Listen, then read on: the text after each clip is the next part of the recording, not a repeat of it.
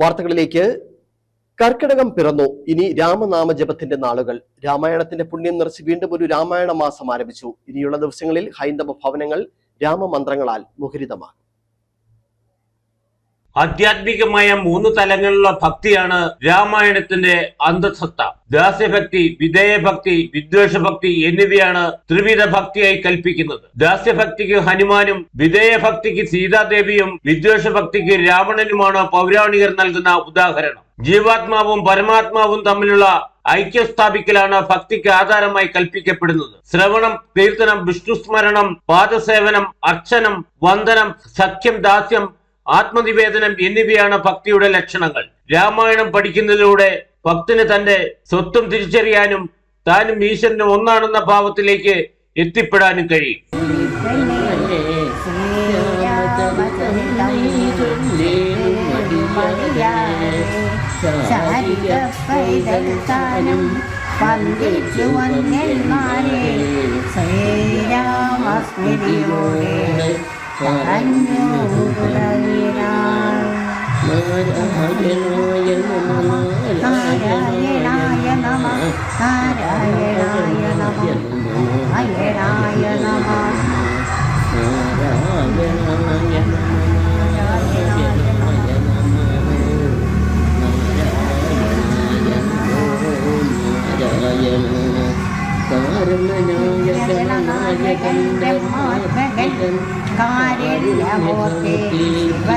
രാമായണം തത്വവിചാരം ചെയ്യുമ്പോൾ അതിലൂടെ 5 കർമ്മേന്ദ്രിയങ്ങളും 5 ജ്ഞാനേന്ദ്രിയങ്ങളും തിരിച്ചറിയാൻ കഴിയണം.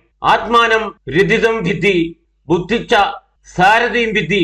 10 ഇന്ദ്രിയങ്ങളെ ജയിച്ച യോഗിയാണ് ദശരഥൻ. ജ്ഞാനശക്തിയും ഇച്ഛാശക്തിയും ക്രിയാശക്തിയുമാണ് കൗസല്യയും കൈകേയിയും സുമിത്രയും എന്നാണ് ഐതിഹ്യം. വ്യക്തികളെ ജീവിത ഇച്ഛാശക്തിയിൽ തുടങ്ങി ക്രിയാശക്തിയിലൂടെ വളർന്ന് ജ്ഞാനശക്തിയിൽ ലയിക്കണം. ഇത്തരം ഈശ്വര സാന്നിധ്യമുള്ള സവിശേഷതയെ ദ്യോതിപ്പിക്കുകയാണ് രാമായണത്തിന്റെ സാരം. ബാല്യനിഗ്രഹത്തിനു ശേഷം പ്രവർത്തന പർവ്വതത്തിലെ ഗുഹയിൽ രാമൻ ചതുർമാസ വ്രതാനുഷ്ഠാനം തുടങ്ങിയത് കർക്കിടകം 1 മുതലാണ്. അതുകൊണ്ടാണ് കർക്കിടകം രാമായണ മാസമായി ആചരിക്കുന്നത്. കർക്കിടകത്തിൽ ഉള്ളതായിരിക്കുന്ന ശരീരത്തിന് ഔഷധ സേവ എന്ന പോലെ മനസ്സിന് രാമായണ പാരായണവും ആവശ്യമാണ്. ഇതാണ് രാമായണ മാസാചരണത്തിന്റെ പ്രാധാന്യവും. രാമായണ മാസം പിറന്നതോടെ ഇനിയുള്ള നാളുകൾ ഹൈന്ദവ ക്ഷേത്രങ്ങളിലും ഹൈന്ദവ ഭവനങ്ങളിൽ നിന്നും രാമായണ ശീലുകൾ ഉയർന്നു തുടങ്ങും. K Jayakumar, Idukki vision news, Upputhara.